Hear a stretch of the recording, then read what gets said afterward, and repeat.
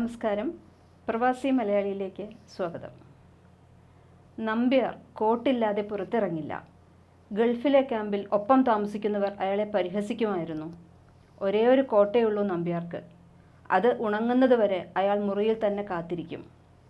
ചിട്ടി നെറുക്കെടുപ്പിന് മുറിയുടെ പുറത്തേക്ക് ക്ഷണിക്കുമ്പോൾ കോട്ട് നമ്പ്യാർ പറയും, കണ്ടില്ലേ, എൻ്റെ കോട്ട് ഉണങ്ങിയിട്ടില്ല. ഒടുവിൽ കോട്ടില്ലാതെ പുറത്തേക്ക് വരുമ്പോൾ നഗ്നനായി നിൽക്കുന്ന അവസ്ഥയാണ് നമ്പ്യാർക്ക്. ലാൽ ജോസ് സംവിധാനം ചെയ്ത അറബിക്കഥ എന്ന ഈ ചിത്രത്തിലെ അറ്റ്ലസ് രാമചന്ദ്രൻ അവതരിപ്പിച്ച കഥാപാത്രത്തെ ആരും മറക്കാനിടയില്ല.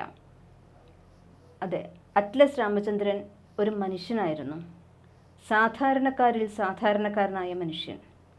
കോടികളും ശതകോടികളും ഉണ്ടായിട്ടും ഈശ്വരപരിവേഷം ഇഷ്ടപ്പെടാതെ കലയെയും ജീവിതത്തെയും മനുഷ്യനെയും സ്നേഹിച്ച് അവസാനം ഈശ്വരനിലേക്ക് ലയിച്ചു ചേർന്നു. അറ്റ്ലസ് രാമചന്ദ്രൻ്റെ മൃതദേഹം ദുബായ് ജബൽ അലി ശ്മശാനത്തിലാണ് സംസ്കരിച്ചത്. മരണാനന്തര പരിശോധനയിൽ കോവിഡ് സ്ഥിരീകരിച്ചതിനെ തുടർന്ന് കോവിഡ് പ്രോട്ടോകോൾ പ്രകാരമായിരുന്നു സംസ്കാരം. തിങ്കളാഴ്ച വൈകിട്ട് 5:30 ജബൽ അലി ഹിന്ദു ക്രിമിഷൻ സെൻറ്ററിലാണ് സംസ്കാര ചടങ്ങുകൾ നടന്നത്. ഭാര്യയും മക്കളും അടുത്ത ബന്ധുക്കളും സാമൂഹ്യ പ്രവർത്തകരും മാത്രമാണ് ചടങ്ങിൽ സംബന്ധിച്ചത്. ലാൽ ജോസ് ചിത്രത്തിലെ കോട്ട് നമ്പ്യാരെ പോലെ ജീവിതത്തിൽ അറ്റ്ലസ് രാമചന്ദ്രനും കാലിടറിയിട്ടുണ്ട്. 3.5 ബില്യൺ ദിർഹം വിറ്റുവരവുണ്ടായിരുന്ന വ്യവസായ വാണിജ്യ സാമ്രാജ്യത്തിൻ്റെ ഉടമയായിരുന്നു അറ്റ്ലസ് രാമചന്ദ്രൻ. 3.5 പതിറ്റാണ്ട് മുൻപ് കുവൈറ്റ് ആസ്ഥാനമാക്കി ആരംഭിച്ച മൂത്തേടത്ത് രാമചന്ദ്രൻ എന്ന അറ്റ്ലസ് രാമചന്ദ്രൻ്റെ സ്വർണ്ണ വ്യാപാരം അക്ഷരാർത്ഥത്തിൽ ജനകോടികളുടെ വിശ്വസ്ത സ്ഥാപനമായി മാറുകയായിരുന്നു. UAE, കുവൈറ്റ്, സൗദി അറേബ്യ എന്നിവിടങ്ങളിലായി 50-ലധികം ശാഖകളുണ്ടായി. പിന്നീട് വ്യാപാര ആവശ്യത്തിനായി എടുത്ത 1000 കോടി രൂപയോളം തിരിച്ചടയ്ക്കാനാകാതെ വന്നതോടെ ആകെ താളം തെറ്റി. പിന്നീട് ജയിലിലുമായി. ഈ കഥകളെല്ലാം നിങ്ങൾക്കെല്ലാം അറിയുന്നത് തന്നെയാണ്. ഇതിനിടയിൽ മുഖ്യമന്ത്രി പിണറായി വിജയനും കേന്ദ്ര സർക്കാരുമെല്ലാം രാമചന്ദ്രൻ്റെ മോചനത്തിനായി ഇടപെടലുകൾ നടത്തിയിരുന്നു. കേന്ദ്രമന്ത്രി സുഷമ സ്വരാജും രാജഗോപാൽ MLAയും ഇക്കാര്യത്തിൽ ഇടപെട്ടു.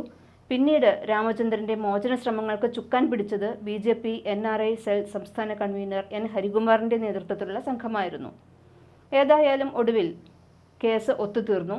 അദ്ദേഹം ജയിൽ മോചിതനായി. ഇക്കാലം അത്രയും ഭർത്താവും മകളും മരുമകനും ജയിലിലായതോടെ ഒറ്റയ്ക്ക് 68ാമത്തെ വയസ്സിൽ കടബാധ്യതകളോട് യുദ്ധം ചെയ്യുകയായിരുന്നു രാമചന്ദ്രൻ്റെ ഭാര്യ ഇന്ദു രാമചന്ദ്രൻ.